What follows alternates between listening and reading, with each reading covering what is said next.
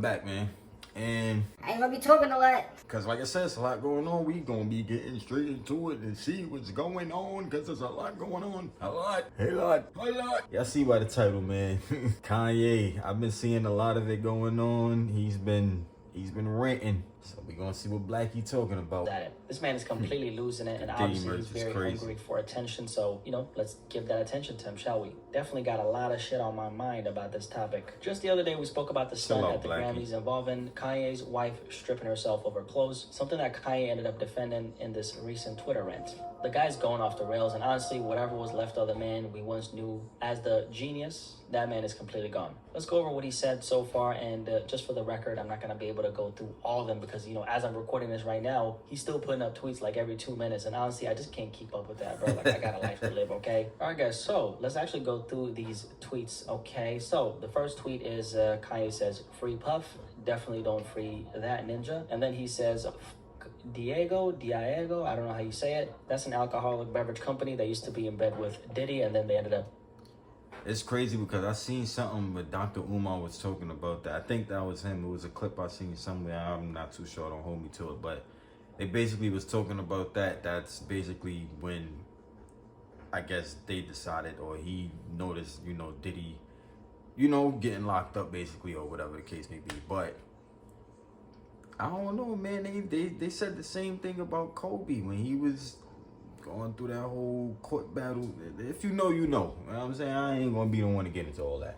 If you know, you know. Ways. And then after that, he says, "All you, please come at me. That's how we know the coons left these white people and Jewish people tell you what to do and say, fuck Diego or Viego, and fuck all you niggas in advance." And then this is when he promotes the P. Diddy merch that he made, right? So as you guys can see, that's some Diddy merch right there. And then he says, "I'm selling the Sean John collaboration that me and my brother," talking about Diddy, spoke about before they Where's the collab though? It's just got Sean John on it. I don't see X, Yeezy, or nothing. And then after that, unless I just tweets right here. He says, "I got in the shower and thought of like 6 tweets. Let me see what I can remember. Please get back in the shower, Kanye." And then he says, "I'm going to normalize talking about Hitler. This is crazy." And then he says, "The way they talking about killing niggas has been normalized." And then he says, "Hitler was so fresh. Please get back in the crazy." And then he says, "Call me Yadolf, Hitler, and you still wanna fuck." Okay.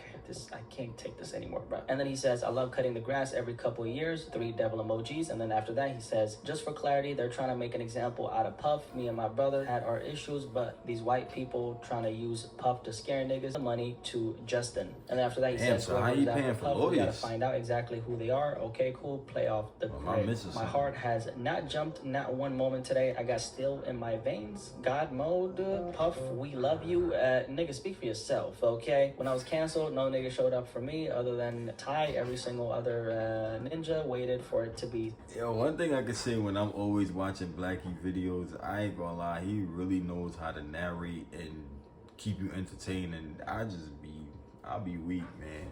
Shout out to Blackie, bro. Your videos be funny. Safe, ninjas waited for me to be in good standings with the Jews, then they came around. That ninja better than everybody anyway. He's talking about Ty Dolla $ign. And then after that, he says, "All rappers maybe want my spot. I will never not know that. Every rapper living want to be me. Every rapper living wish they was." Handy noise. That's my dog over there. Whatever you say, Kanye. And then he says, "Ain't nobody ramped up either. I'm calm as ice. This is how I really feel, how I really felt, and how I will always feel. F all you, your F-ass, unfair business deals. Any Jewish person that does business with me need to know I don't like or trust any Jewish person." What? And then he says, "I can say Jew as much as I want. I can say Hitler as much as I want. Matter of fact, I do say it when I want." And then this is the tweet when he kind of justifies the, Grammy stunt. He says, "Anyone who called my wife's Grammy look a stunt is dumb and lame. Yes, you." He sounds so sassy here. "She been dressing naked for 2 years. That's not something to brag about. Now all of a sudden it's a stunt. Every single bitch on the planet wish they had her bravery, body platforms, and access to money, and a husband that supported their personal expression." There are a lot of things that all off his chest that day. Moment to happen. And then after said, that, he says, "Slavery is a this. choice." No, Kanye, please stop. And then he says, "They're trying to prove a point, and y'all know that. Y'all effing know that." And sitting laughing at the effing internet on Instagram. "This man gave his life to us. This is my idol. This is my hero," he said. And then after that, he says, "What y'all gonna do? Cancel my sneaker deal, cancel my record deal, freeze my accounts. F all y'all ninjas. Slavery is a choice. I'm speaking my mind. I ain't editing shit ever again." And then he says all these, by the way, I'm literally exhausted from all the. I remember when he first said that. That was a real touchy topic. I don't always agree with Kanye. That one, definitely, I don't know, man. I rock with you though, Kanye. Just know.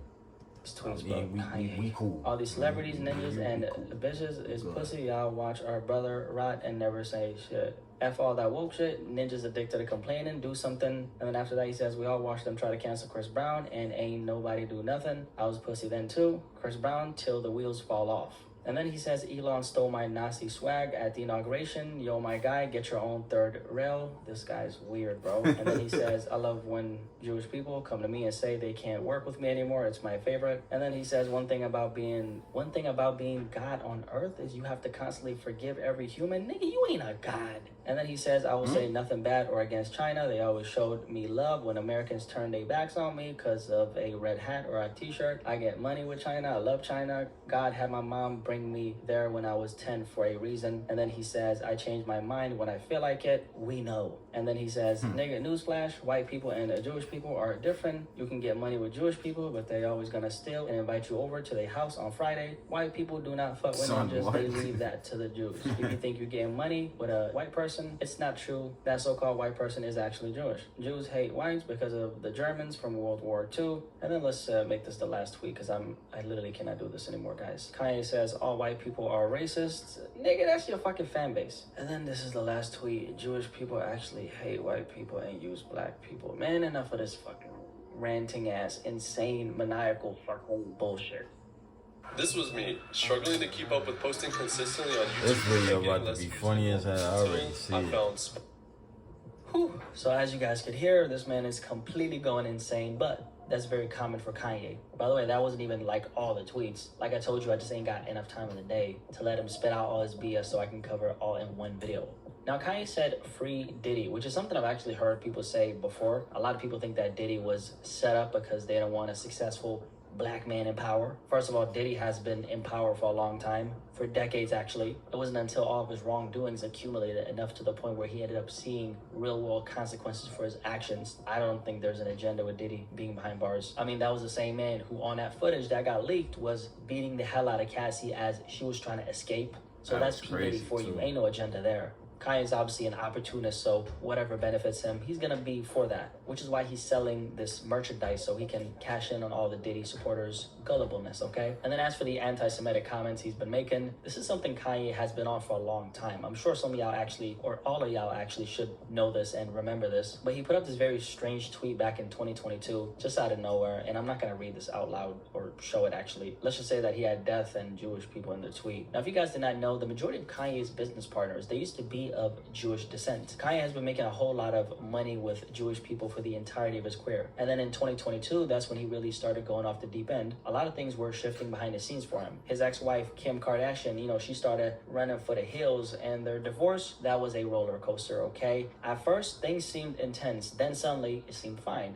Then Kim started dating Pete Davidson, who for some reason got her name branded on his skin. Meanwhile, Kanye was out here buying a house across the street from her, making public statements about wanting to, be back together and just spiraling publicly, okay? Kim was quite literally dying to get out of that relationship. But while everyone was watching the Kim K and Pete Davidson drama play out, something much bigger was happening to Kanye. His business empire crumbling, his partnerships getting pulled one by one, his billionaire status slipping away. And honestly, that was all Kanye is doing. Because being in business with Kanye is like playing Russian roulette. One day you guys are signing contracts, making millions of dollars together. The next day he's on Twitter blowing up your whole operation. And that's exactly what happened. In the span of just a few months, Kanye went from being a billion-dollar mogul to losing everything. Adidas dropped him, Balenciaga, Gap, and every major fashion company also cut ties. His longtime talent agency, CAA, dropped him. A finished documentary about Kanye, shelved forever. And after losing all those partnerships, Kanye hopped on Instagram to say, Ari Emanuel, I lost $2 billion in one day and I'm still alive. This is love speech. I still love you. God still loves you. The money is not who I am. The people is who I am. But let's be real. This wasn't some spiritual awakening by Kanye. A lot of the wild stuff he's doing now is because his pockets ain't as big as they used to be, okay? Now, Kanye is never truly going to be broke, okay?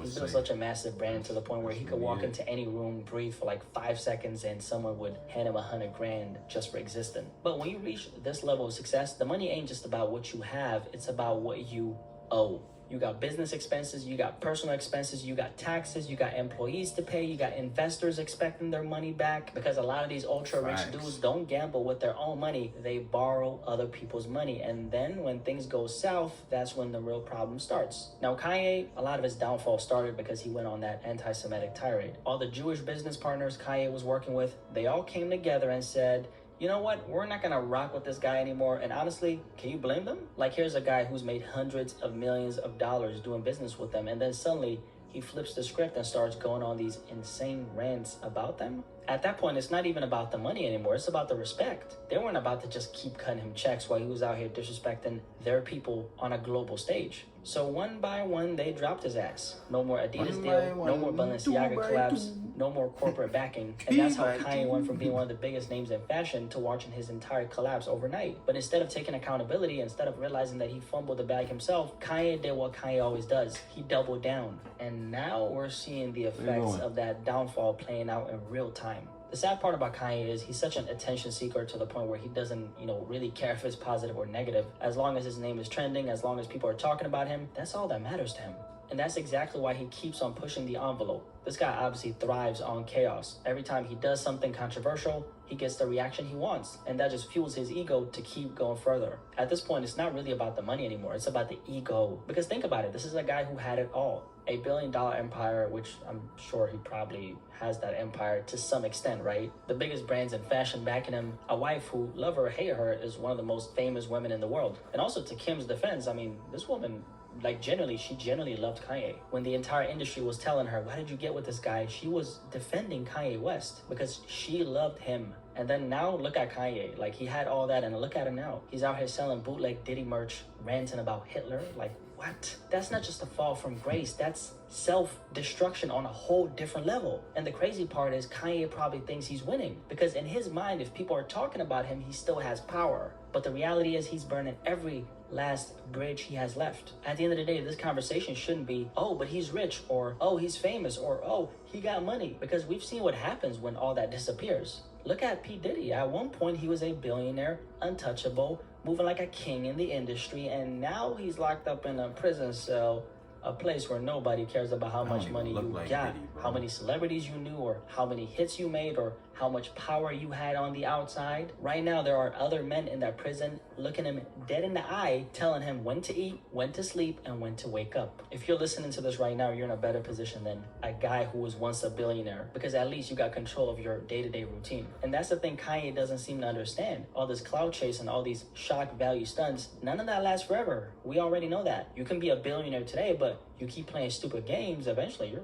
gonna win a stupid prize, okay? And at the rate Kanye is going, who knows what's next? I'm not saying he's about to get caught up in some Diddy stuff, but at this point, who even knows who this guy really is anymore? Because let's be real, the Kanye that we see today is not the same Kanye we knew 10 years ago. Back then, he was the genius, he was the visionary, the guy pushing the culture forward. Now, he's unpredictable. One day he's talking about building a utopia. The next day he's selling bootleg Diddy merch. And the day after that, he's out here praising Hitler. What kind of arc is this? Because I ain't never heard about this one. And the crazy part is nobody around him is stopping him. That's the problem when you reach his level of fame. There's no one left to check you. No one has the balls to check your ass. Everyone in your circle is either a yes man or they're scared to call you out because they ain't trying to lose that check. So Kanye just keeps on spiraling and spiraling deeper and deeper. And if history has taught us anything, this kind of downward spiral never ends well. It's crazy when you think about it. This is the same guy who gave us the greatest music of our generation. The same guy who made Through the Wire, Jesus Walks, Flashing Lights, Runaway, songs that defined entire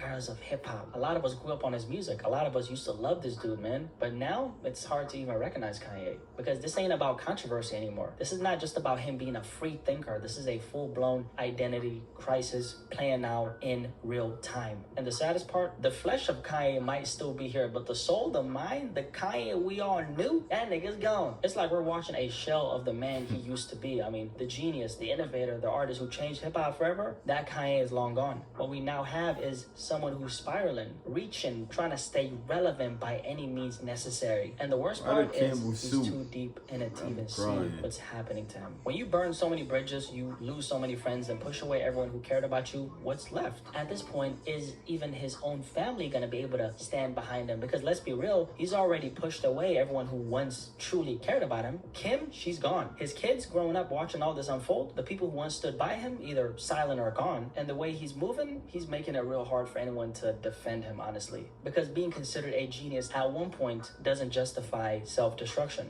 At some point, you gotta ask yourself, when everyone around you walks away, maybe the problem ain't them. Maybe it's you. And for Kanye, that realization might come when there's nobody left to clap for him. Everyone around him is literally afraid to call him out, afraid to tell him the truth, afraid to get cut off just for speaking up. Because at this point, being in Kanye's circle is like walking on eggshells. I'm sure it is. Have y'all seen some of those clips of him like being at a party or something, like backstage somewhere, like just like screaming among people? Don't say me.